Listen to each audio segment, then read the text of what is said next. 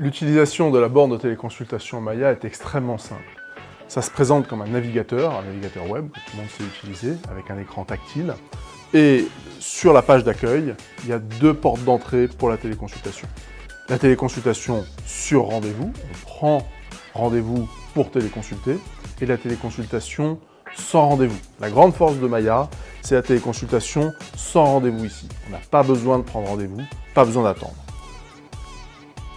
En cliquant sur ce bouton, on a une liste de médecins disponibles sans rendez-vous et on a tout le temps des médecins disponibles sans rendez-vous. Différentes spécialités, généralement c'est les médecins généralistes qui nous intéressent, on va chercher un médecin généraliste et là on a de nombreux médecins qui sont disponibles sans rendez-vous. Pour chaque médecin, on a son conventionnement, est-ce qu'il est secteur 1, secteur 2, et pour chaque médecin, on a surtout sa salle d'attente.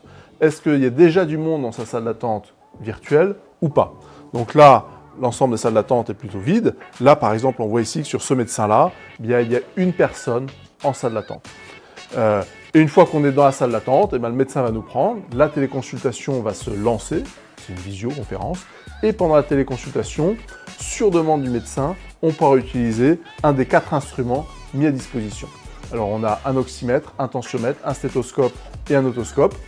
Le pharmacien va pouvoir aider à la manipulation des instruments. Là par exemple, on a l'otoscope. Donc si le médecin à distance a besoin de voir le nez, la gorge ou les oreilles, on a un otoscope qui est disponible. À l'issue de la téléconsultation, le médecin va mettre à disposition du patient l'ordonnance qui va pouvoir être récupérée directement dans Maya pour impression et remise au pharmacien.